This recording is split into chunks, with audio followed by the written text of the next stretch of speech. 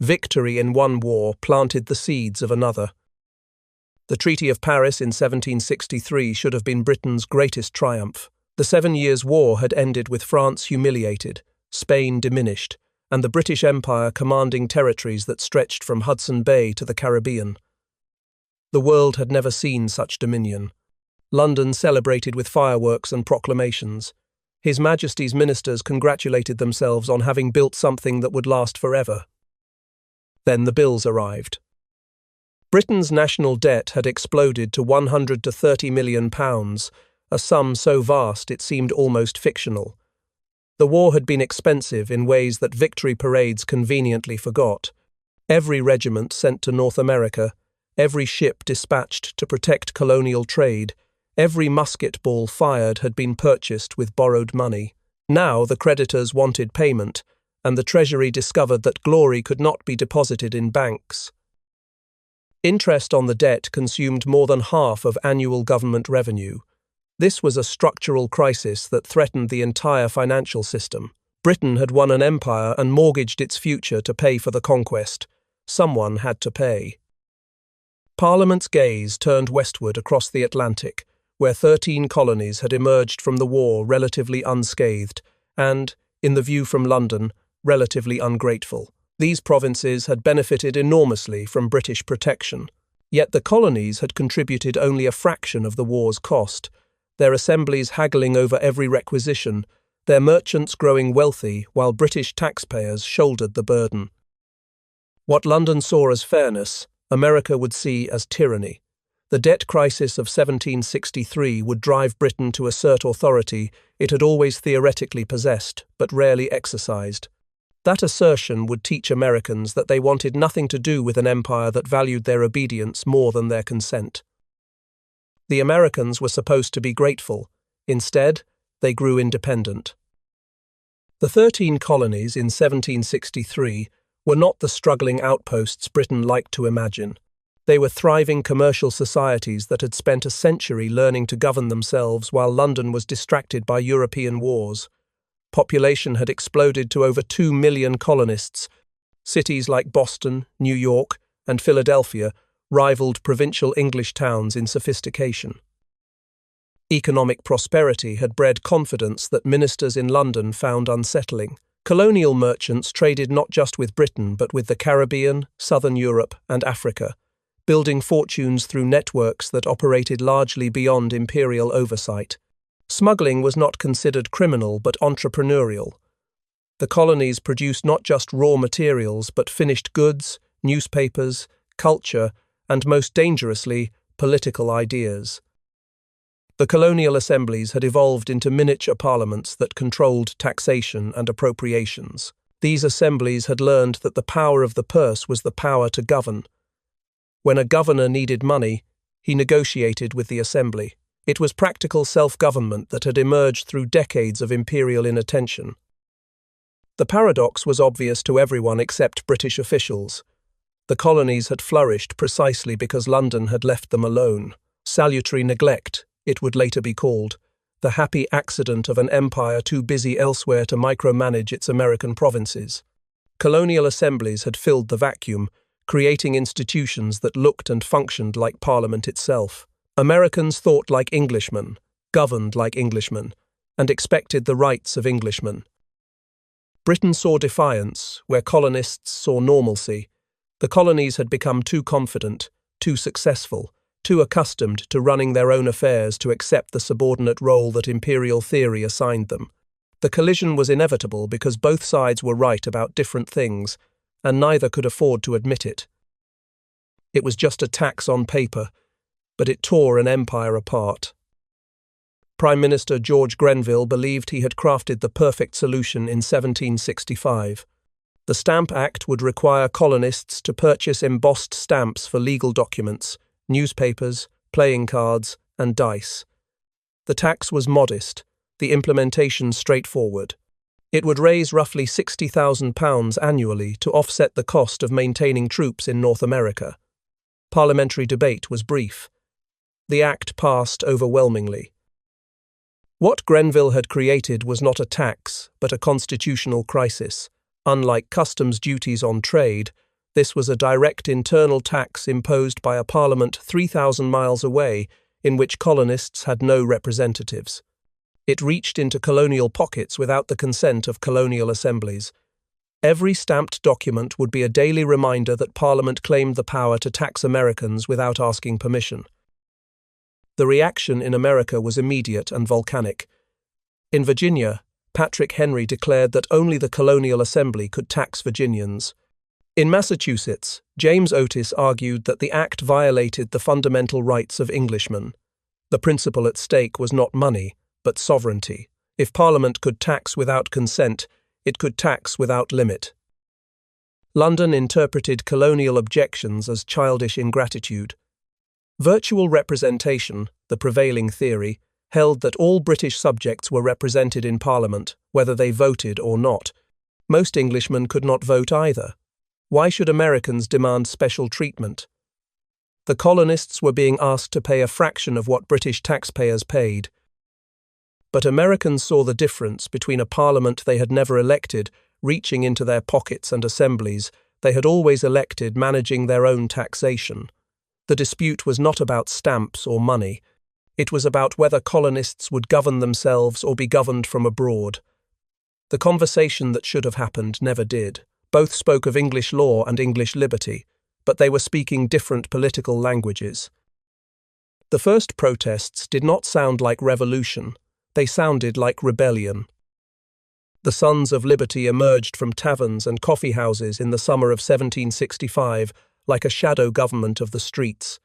They were merchants and artisans, printers and lawyers, united by fury at the Stamp Act and by a willingness to act where assemblies merely debated.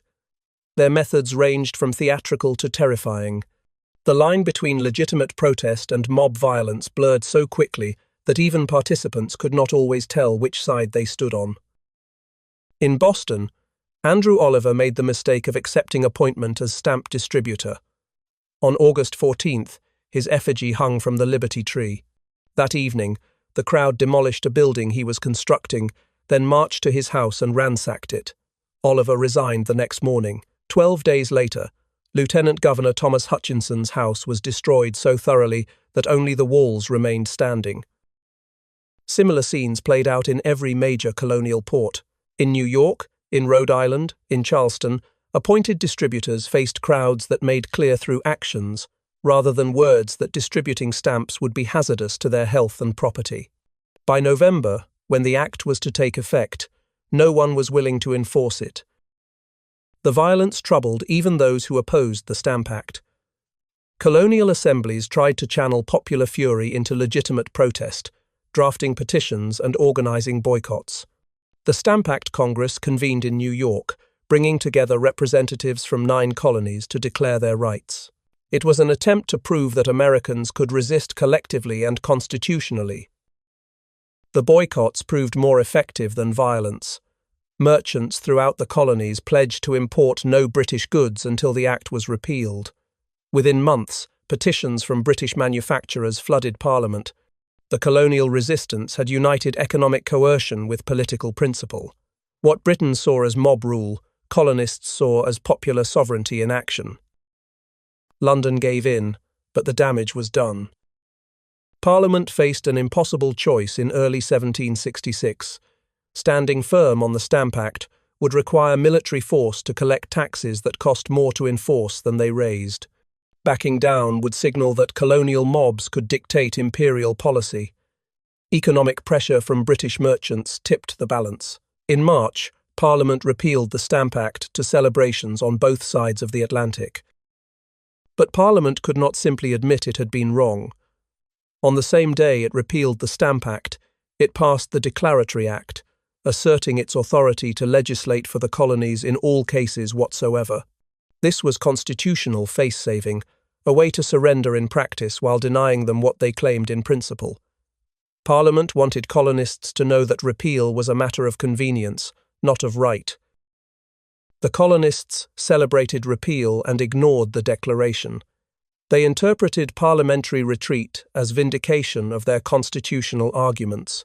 They had stood firm on principle, organized resistance, and forced the empire to back down.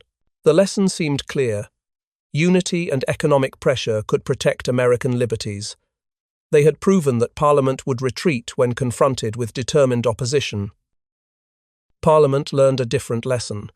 It concluded that it could maintain theoretical supremacy while avoiding practical confrontation. As long as it did not push too hard, colonists would accept parliamentary authority. The Declaratory Act preserved the principle, while repeal avoided the fight. Both sides learned exactly the wrong lessons. Americans learned that resistance worked. Parliament learned that it could assert authority in theory while avoiding its exercise in practice.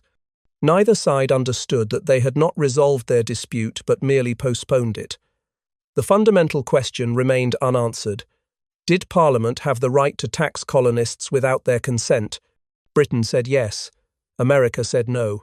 The crisis was not resolved but deferred, waiting for the next minister clever enough to believe he could square the circle. A clever man in London thought he found a loophole.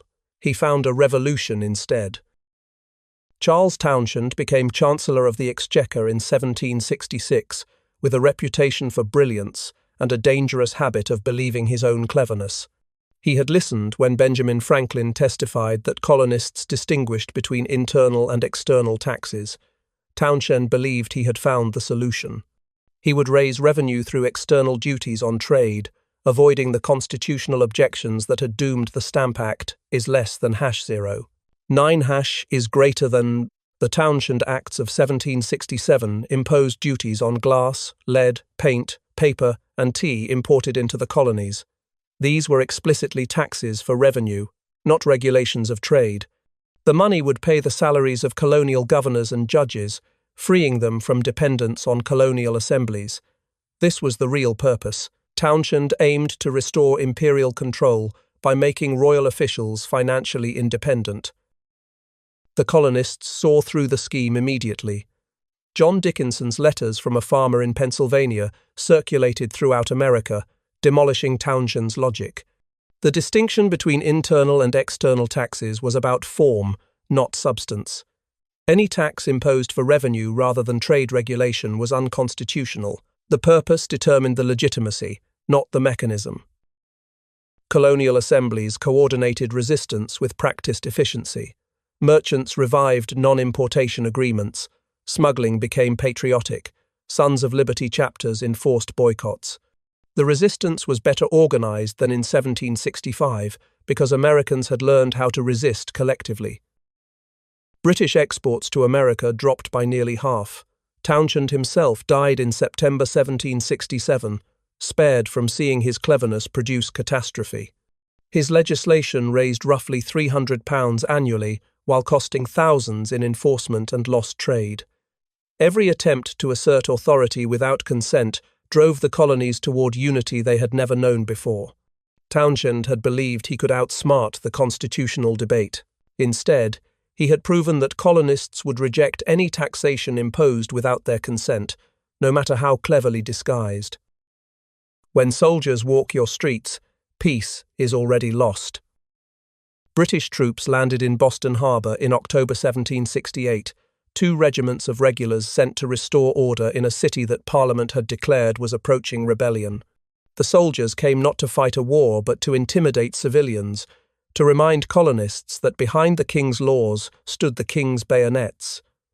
The occupation was meant to demonstrate British resolve. Instead, it created a daily friction that transformed political disagreement into visceral hatred. The soldiers were miserable from the start. They were quartered in a town that despised them, insulted by children in the streets, refused service in shops. Off-duty soldiers competed with local labourers for work, taking jobs at lower wages to supplement meagre military pay. Every interaction was potential confrontation. The town treated them not as protectors but as an occupying force. Bostonians were equally miserable. The presence of armed troops in peacetime violated English tradition. Soldiers conducting patrols, guards posted at corners, the sound of military drums echoing through civilian streets, all served as constant reminders that Boston lived under military control. Parliament had sent an army to enforce laws that colonists had not consented to. This was tyranny in visible form. The colonial press transformed every incident into propaganda. The Boston Gazette printed exaggerated accounts of soldiers' misconduct, real grievances mixed with invented outrages. When soldiers brawled with locals, the papers blamed military aggression. The propaganda was effective because it contained enough truth to be credible. Officers struggled to maintain discipline among men who faced daily hostility. The situation was combustible, every day bringing new tensions. The occupation militarized a political dispute that had been fought with petitions and boycotts. Every day soldiers patrolled Boston streets was another day. Colonists learned to see themselves not as subjects but as occupied people. Parliament had sent troops to demonstrate strength. What it demonstrated was that its authority rested on coercion rather than legitimacy. 5 men died, and an empire's mask slipped. The evening of March 5, 1770, was cold and tense. A young wigmaker's apprentice insulted a British officer. A sentry struck the boy with his musket. A crowd gathered, as crowds did in Boston when soldiers and civilians clashed. Someone rang the fire bells, drawing more people into the streets. The crowd surrounded the custom house, where a lone sentry stood guard.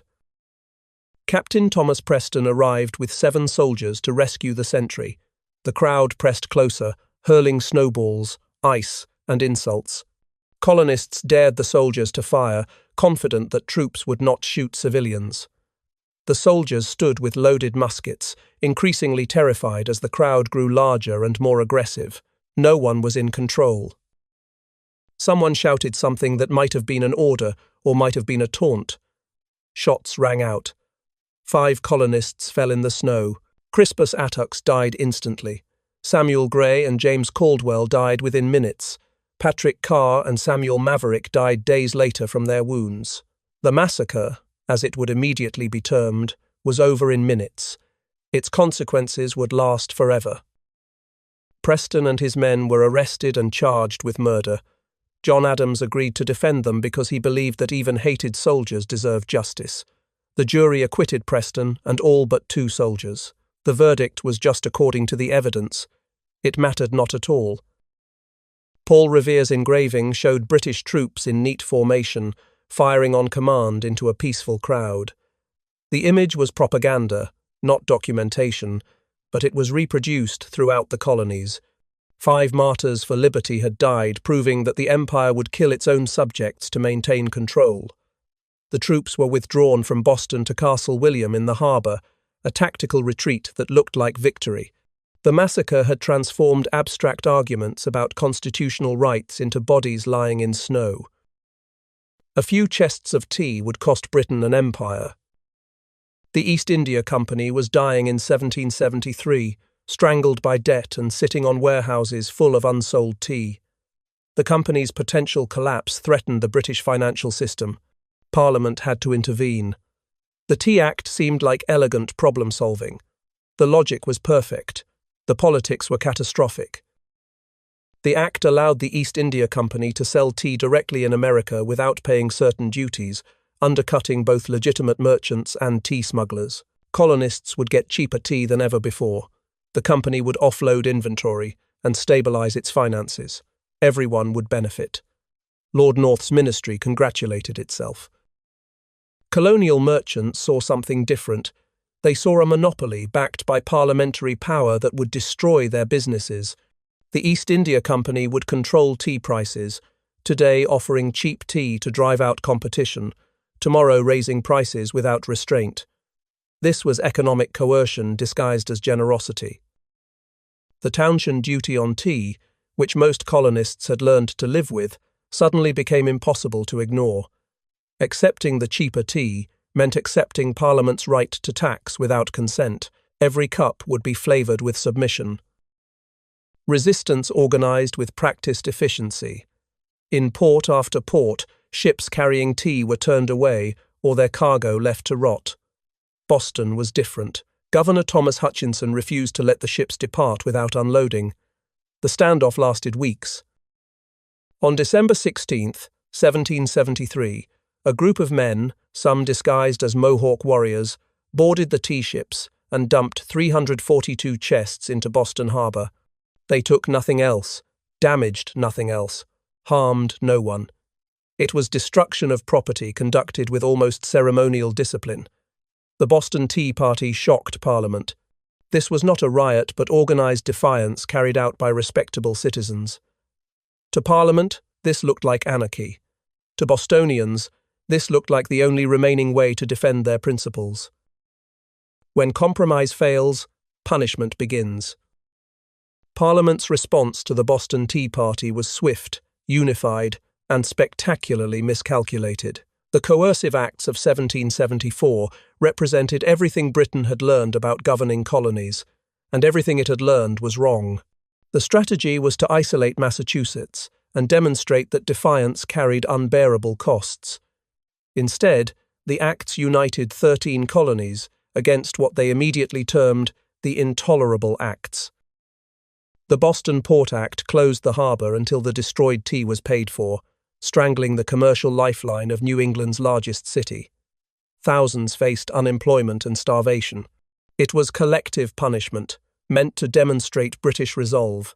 It demonstrated British willingness to destroy an entire city to make a point. The Massachusetts Government Act revoked the colony's charter. The governor would now appoint council members who had previously been elected. Town meetings were banned without gubernatorial permission. It was the administrative equivalent of declaring that Massachusetts was too troublesome to govern itself. The Administration of Justice Act allowed royal officials accused of crimes to be tried in Britain rather than colonial courts. Colonists called it the Murder Act. It signaled that British officials could commit crimes in America with impunity. The Quartering Act authorized housing troops in occupied buildings throughout all colonies. Combined with the appointment of General Gage as governor of Massachusetts, it made clear that Boston would be governed by military force. Parliament believed it was being firm, isolating the troublemakers while showing other colonies what awaited them if they followed Boston's example. Every assumption was wrong. Rather than isolating Massachusetts, the coercive acts united all colonies in sympathy and fear. If Parliament could revoke Massachusetts' charter, it could revoke any charter. The threat to one colony became a threat to all. Parliament had manufactured the very unity it most feared. 13 voices began to speak as one. The Continental Congress convened in Philadelphia in September 1774 as something unprecedented in colonial history. A gathering of representatives from 12 colonies with authority to coordinate resistance to imperial policy. This was not yet a government. Most delegates still hoped for reconciliation with Britain, but it was the infrastructure for collective action. The delegates represented the colony's political elite. From Massachusetts came Samuel Adams and his cousin John. Virginia sent George Washington and Patrick Henry. Pennsylvania contributed John Dickinson. The gathering included conservatives who wanted minimal disruption and radicals who saw opportunity. What united them was recognition that the coercive acts had created a crisis requiring collective response. The debates revealed how far colonial thinking had evolved.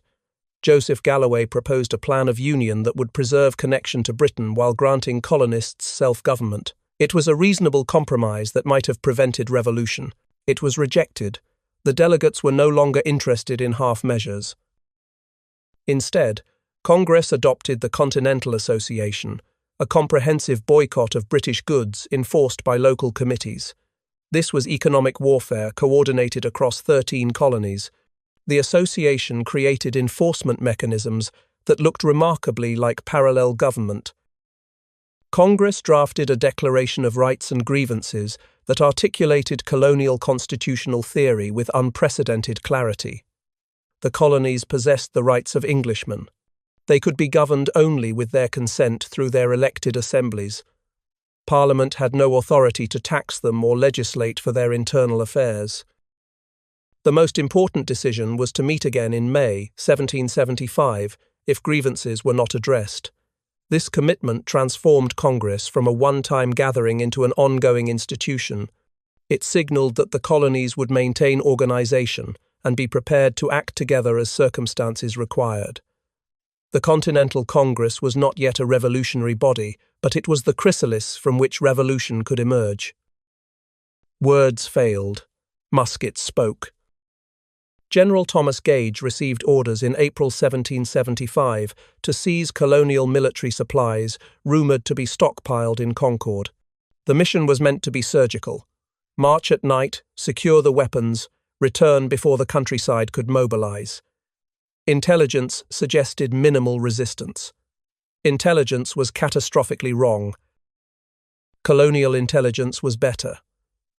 When 700 troops began moving out of Boston on the night of April 18th, riders were already galloping into the countryside.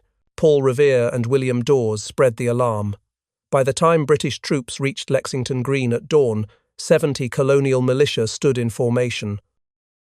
Captain John Parker later claimed he ordered his men to disperse. Major John Pitcairn certainly ordered the colonists to lay down their arms. Someone fired a shot. No one ever determined who. The sound echoed across Lexington Green and around the world. The British volley that followed left 8 colonists dead. The war for American independence had begun with a gunshot that no one ordered and no one could take back. The regulars marched to Concord, where they found and destroyed some supplies but encountered organised resistance. At Northbridge, colonial militia fired on British troops, killing 3. The regulars began their retreat, and what followed was a nightmare. The entire countryside had mobilised. Thousands of militia materialised, not in massed formations but behind stone walls, in trees, shooting from houses. The British column ran a gauntlet of fire for 15 miles.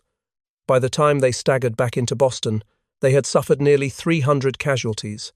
The colonists had proven they would fight. The professional British army had been bloodied by farmers. Neither side had ordered war, but war had begun anyway. Blood had been shed. The possibility of peaceful reconciliation had become virtually impossible. Lexington and Concord transformed abstract constitutional disputes into immediate violence. The shot heard round the world was not fired by order but by someone. Nobody would ever know. It did not matter who fired it. What mattered was that once fired, there was no taking it back. To be represented was to be respected, and they felt neither. The slogan, "No taxation without representation," was not an American invention, but a British principle that colonists turned against the empire that had taught it to them. The idea that Englishmen could only be taxed by representatives they had elected was the foundation myth of British liberty, established through civil war and the Glorious Revolution of 1688. Americans were simply asking Britain to honour its own values. The philosophical foundation rested on social contract theory, particularly John Locke's writings. Legitimate government required the consent of the governed. Individuals possessed natural rights, life, liberty, and property. They formed governments to protect these rights, but the consent was conditional. Governments that violated the contract forfeited their legitimacy. Representation was how consent was operationalized. If people could elect representatives, they had voice in how they were governed. Those representatives could be held accountable. Taxation without representation severed this connection. It allowed government to take property without the owner's consent, the definition of tyranny in 18th century political thought. The American claim was simple. They were not represented in Parliament and could not be. Geography made it impossible. No one elected from Massachusetts could effectively represent Virginia. Virtual representation, the British theory that all subjects were represented whether they voted or not, was a convenient fiction that justified taxation without accountability. What colonists meant by representation was more than just having someone in Parliament.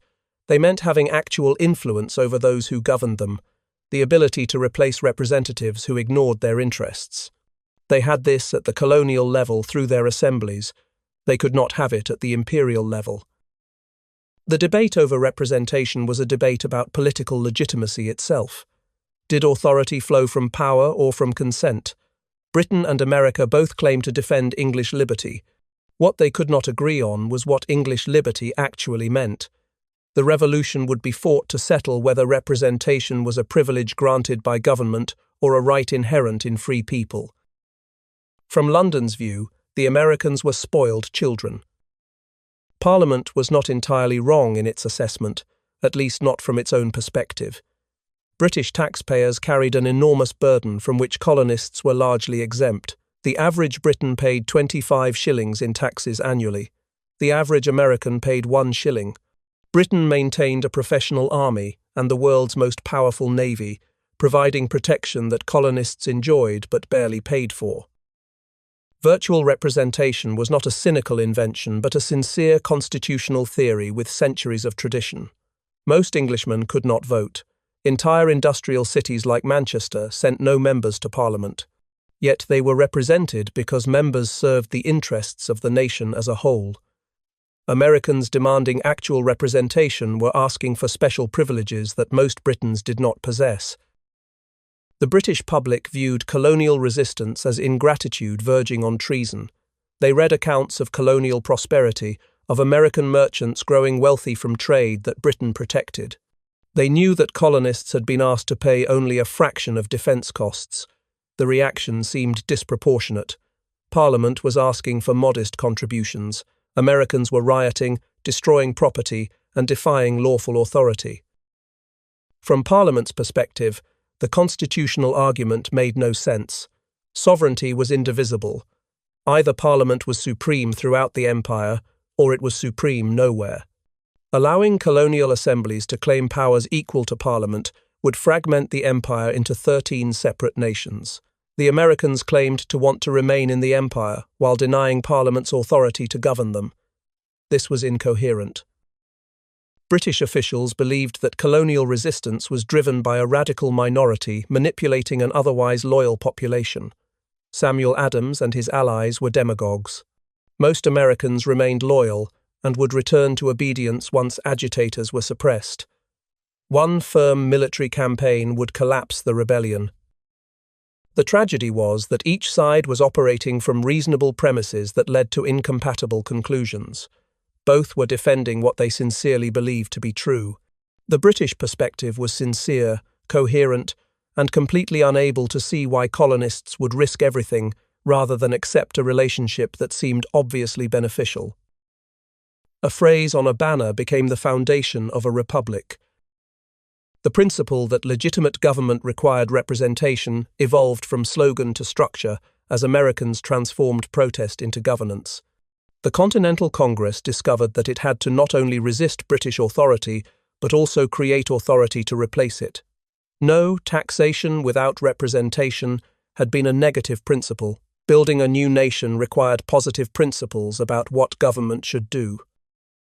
State constitutions written during the war transformed the abstract principle into concrete institutions. These documents, drafted by conventions and often ratified by popular vote, were contracts between government and governed made explicit.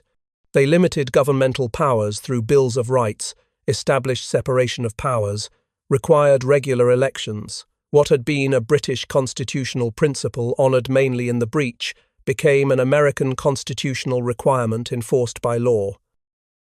American representation meant speaking for people in specific places, accountable to constituents who could vote them out. Representatives were delegates bound by instructions, not independent agents free to follow their own judgment. This was democracy in a more direct form than Britain had ever practiced. The Constitutional Convention of 1787 created a national government that preserved representation while providing effective governance.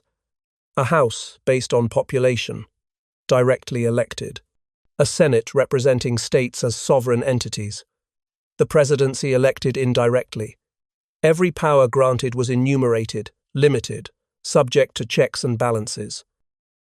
The Bill of Rights, ratified in 1791, enshrined the principles for which the revolution had been fought: freedom of speech, press, and assembly, the right to petition, prohibition on quartering troops, trial by jury. Every amendment reflected some colonial grievance.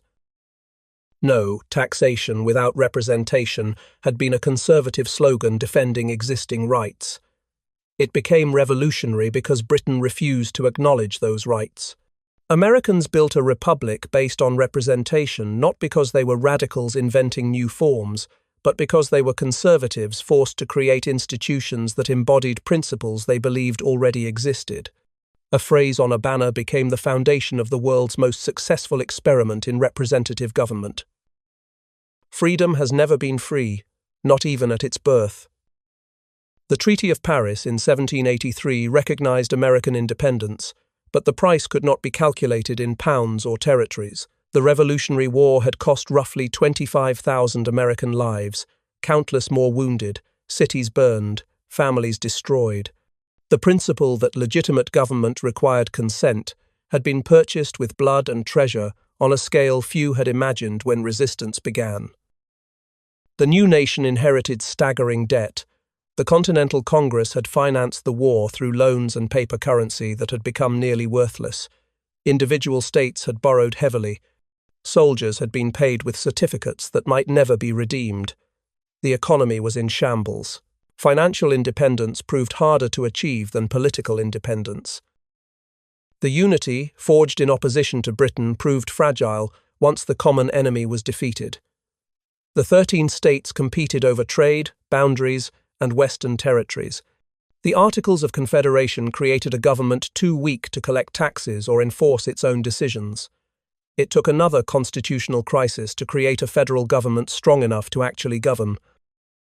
The Revolution's principles contained contradictions that would haunt the nation. The Declaration proclaimed that all men were created equal, while the Constitution protected slavery. States demanded representation while denying it to women, the poor, and enslaved people. Native Americans were excluded entirely. The principles were universal, but their application was shamefully limited. Yet the principles themselves proved more powerful than their initial application. No taxation without representation implied that all people deserved voice in their government. The logic of the revolution contained the seeds of its own expansion. Later generations would invoke revolutionary principles to demand abolition, women's suffrage, civil rights, and equal protection. The founders created a framework more just than they themselves practiced. The price of principle was that the United States would forever be measured against its founding ideals. America would be judged by the gap between promise and performance. Britain lost 13 colonies and gained a lesson about consent and legitimacy. America gained independence and the perpetual obligation to justify it, to prove that self-government could work. A tax dispute had birthed an idea that would reshape the modern world. The price was high. The principle was worth it. Thanks so much for watching. If you enjoyed this story, hit that like button, subscribe, and drop a positive comment below. It really helps the channel grow and keeps these stories coming.